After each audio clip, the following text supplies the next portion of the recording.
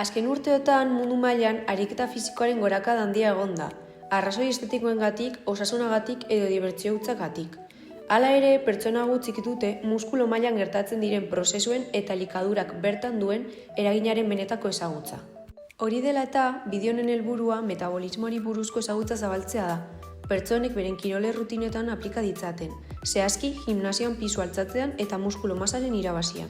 Orduan, zer da metabolismoa? Metabolismoa zelula barruan ematen den erreakzio kimikoen multzoa da, eta bide metaboliko ezberdinez osatuta dago. Bide metabolikoak erreakzioen segidak dira, non erreakzio baten produktua hurrengoaren substratua den. Bide metabolikoek oro har makromolekula edo molekula handiak sintetizatu edo degradatzen dituzte. Betetzen duten funtzioaren arabera bi mota daude. Batetik, bide anabolikoak esango ditugu. Bide anabolikoak makromolekulak sintetizatzeko zelulak jarraitzen dituen bideen multzoa da. Bertan, energiaren gastu ematen den arren, beharrezkoak dira zelulen barne funtzioak bete daitezen. Bestetik, bide katabolikoak daude. Bide katabolikoak makromolekulak degradatu edo zati txikietan apurtzeko bideak dira. Bertan, energiaren askapena ematen da. Gure zeluletan etengabe proteinen sintesi eta degradazio prozesuak ematen dira.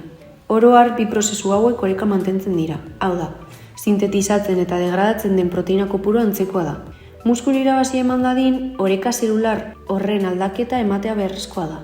Gure zeluletan, bereziki muskulo zeluletan, balantze positiboa eman behar da. Alegia, sortzen den proteina kantitatea degradatzen dena baina handiagoa izan behar du. Prozesu honetan, berebiziko garrantzia hartzen du ariketa fisikoak, bereziki indar ariketek, hala nola pisu altzaketa. Horrez gain, glukosak eskaintzen digun energiak ere berebiziko funtzioa izango du proteinen sintesian. Muskulu irabazi emateko muskulu zelulen volumen handitu behar da. Handitzeko muskulu proteinak deritzen makromolekulak sintetizatu behar dira. Hauek muskulu zeluletan bertan sintetizatzen dira. Sintesi eman dadin zelulek proteinak eraikitzeko osagaiak behar dituzte. Osagai hauek aminoazidoak izango dira. Aminoazidoak dietatik lortutako proteinetatik eskuratzen ditugu neurri handian. Proteinak barneratzen ditugu eta digestio prozesuan proteinak aminoazidoetan banatzen dira. Aminoazido horiek muskulu zeluletara iristen dira odolaren bitartez, eta proteinak sintetizatzeko erabiliko dira. Horren ondorioz da garrantzitsua dietan proteina ahorakina handitzea. Karbohidratuen kasuan energia iturri nagusia izango dira muskulu irabazi prozesuan. Muskulu zelulak proteinen sintesian arreta jartezaten eta energia lortzeko proteinen degradazioa eman ez dadin, energia bestelako molekuletatik lortzea ezinbestekoa dute. Karbohidratuen funtzioa, beraz, hori bere izango da, muskuluen energia iturri nagusi izatea. Garrantzitsua da karbohidrato konplexuen ahorakina handitzea. Karbohidrato konplexuak esaterako zereal integralak, fruta, barazkiak edo esnekiak, digestioan denbora handiago ematen dute. Honek glukosa erabilgarritasun iraunkorra eskaintzen du. Baina indarrariketek zer erlazio dute muskulu irabaziarekin? Ariketa fisiko intentsuek muskuloaren uzkurketa eragiten dute. Honek muskulo proteinen sintesia eta aminoazidon barneraketa bermatzen du. Hala muskulu irabazia ematen da. Muskulu irabaziaren funtsa hau izan da, nola erlazionatzen dira ariketa fisikoa eta organismoaren bide metabolikoak? Kirola egiterakoan karbohidratoak izango dira gure gorputzaren energiturri nagusia. Garrantzitsua da bereziki ariketa intentsuen aurrean kirola egin aurretik 2 ordu ingurura karbohidrato konplexuak barneratzea, glukogeno metaketak eman daitezen. Hauek izango dira, hain zuzen, ariketa fisikoa egitean energia eskainiko digutenak. Glukogenoari esker muskulo nekea murrizten da, eta pisua altzatzen erraztasun fisikoak ditugu. Ariketa fisikoaren aurretik proteinen degradazioa sintesiaren aurrean gehiago ematen da. Ondorioz, proteina galerak ematen dira. Beraz, lagungarria izan daiteke proteinen sarrera handitzea. Bai galera hori konpentsatzeko, bai ariketa aurretik aminoazidon erreserba eta sarrerak handitzeko. Kirola egitean glukogenoaren degradazioa izango da nagusi. Energia glukosatik eskuratuko da. Eta proteinen degradazio bideen aurrean energia lortzeko hau nahiago izango du zelulak. Glukosa energiturrik nagusia bada ere, intentsitate handiko kiroletan, zenbaitetan, lortzen den energiak ez du gastatzen dena konpentsatzen. Hau ekiteko, komenigarria da zelulak fosfokreatina biltegiak izatea. Fosfokreatinak energia eskarraren lorpenean laguntzen du. Horri esker, kirolaren intentsitatea igotzeko edo kirola egitean gehiago irauteko aukera handiagoa dugu. Energia erreserbak handiagoak baitira. Proteinen kasuan, hauen sintesie prozesuak aktibatuko dira muskulu oskurdurari esker.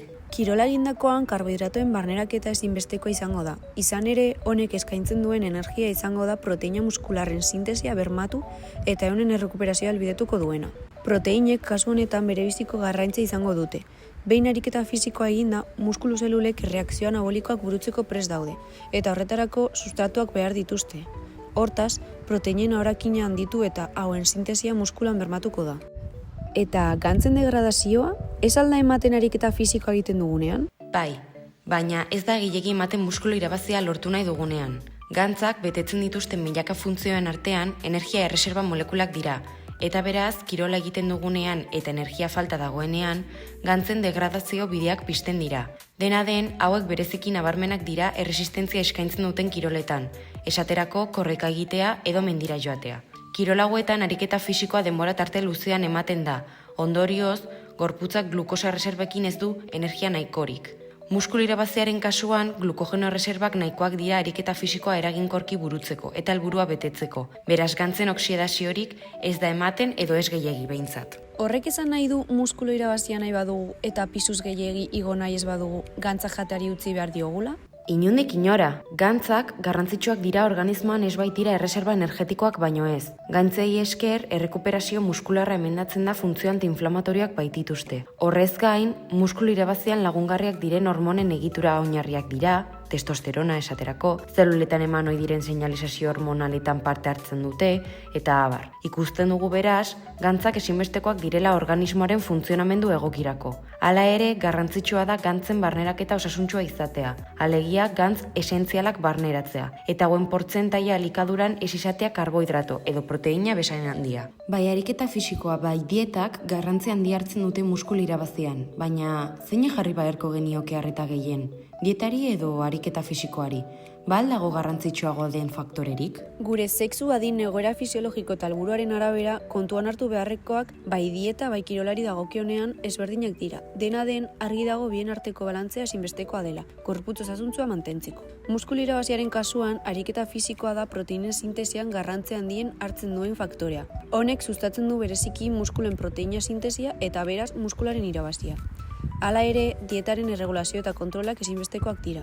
Garrantzitsua da, bai elikagaien kalitatea, bai kantitatea, bai ahoratze uneak. Proteinei dagokionez hartu beharreko dosia pisuaren arabera kalkulatu ohi da. Oro har, 1,4 eta 2 gramo kilogramoko eguneko gomendatzen da muskulu irabazia bada helburua. Proteinen ahoratzea egunean zehar 4 eta 6 dosi bitarteko izatea gomendatzen da. Goizean esnatu eta lehenengo ordu betean, 3 eta 4 orduro horren ostean eta lotara joan aurretik. Karbohidratuen kasuan, karbohidratoak izango dira energia iturri nagusia. Beraz, hauen ahoratzea ere erregulatu izan behar da. 6 eta 10 gramo kilogramoko eguneko da medikoak gomendatzen duten dosia. Entrenamendutik gertu dauden orduetan hartzea da bereziki garrantzitsua. Izan ere, energia reserbak behar izango dira entrenamenduan zehar. Gantzak egunean jasotako kilokalorien ehuneko 20-35 suposatuko dute. Gantzetan urriak diren dietak ekidin behar dira, hauek ekoizpen hormonal eta errendimenduaren gutxitzeak bait dakar. Jar dezagun adibide pare bat dietaren inguruko jarraibideak zein nolakoak diren ikusteko. Demagun bi pertsona ditugula. Alde batetik 63,5 kilogramo dituen emakumea dugu. Eta honek muskula garatzea nahi badu eta ariketa fisikoarekin lortzen dituen emaitzak nabaritzea nahi badu, ondorengo elikagai kantitatea hartu beharko luke. Bestetik, 77,5 kilogramoko gizona izango dugu. Hau, emakumearen egoera berean egonda, honako kantitateak izan beharko ditu kontuan. Adibidearen emaitzak aztertu baino lehen kontuan hartu behar dugu jarduera fisiko moderatua burutzen duten eta dieta osasuntsua jarretzen duten 19 eta 59 urte bitarteko batazbesteko kaloria kontsumoa emakumeetan 2000 kilokaloria egun eta gizonetan 2600 kilokaloria egun dela. Behin kalkuluak eginda konturatzen gara kontsumitu beharreko eguneko kaloria kopurua gomendatzen dena baino handiagoa dela. Hau, muskulu irabaziari dagokionean da gomendagarriena. Muskulu irabazia lortzeko gure kaloria kontsumoak 500 eta 1000 kilokaloria bitartean igo behar du. Honek, gorputzari behar baino energia gehiago izatea baimentzen dio. Hala, energia soberan dagoenez, muskuluaren proteina sintesia sustatu eta honen metaketa baimentzen eta ahalbidetzen da. Kaloria ahoratzearen igoera ematen ez bada, ehunek gorputzaren mantenuan lehensten dute eta ez proteinen sintesia. Beraz, kalorien igoera kontuan hartu beharreko faktorea da. Dieta, kirola, kaloriak, zer falta alda aipatzeko? Elikagaien ahoratzea eta ariketa fisikoa dira muskulu irabazian oinarri. Dena den, badira rendimenduan onurak eskain dezaketen zenbait konposatu, suplementuak. Konkretuki, kreatina monohidratatua da kirol munduan erabiliak diren suplementuen artean gomendatuena. Kreatinaren bidez lortzen ditugun onurak askotarikoak dira. Hasteko kirola egiten dugunean berehalako energia eskuratzeko aukera zabaltzen da. Hortaz, neke sentsazioa beranduago agertzen da eta kirola denbora tarte handiagoan burutzea eskaintzen digu. Gainera, kreatinak muskulen errendimendua, indarra eta ariketa azkarrak errepikatzeko ahalmena handitu eta errekuperazio muskularra baimentzen du, funtzio antiinflamatoriak baititu. Amaitzeko, muskulu zelulen volumen handitu, hidratazioa bermatu eta errendimendua emendatzen ditu. Hala, nekearekiko erresistentzia bultzatzen du. Suplementazioak fosfokreatina biltegien handitze eraginkorra sustatzen du. Beraz, honek ekarri ditzakien onurak areagotzen ditu. Horrez gain, kreatinari esker, zelulak behar duen energia jasotzen duenez, ez da proteinen degradaziorik eman behar energia lortzeko, eta, beraz, proteinen babesa bermatzen da. Honako onura hauek guztiak aipatuta eta bigarren mailako efektu nabarmenik ez dituela kontuan hartuta, oso gomendagarria da kreatina bidezko suplementazioa, bereziki kreatina monohidratatori dagokiona.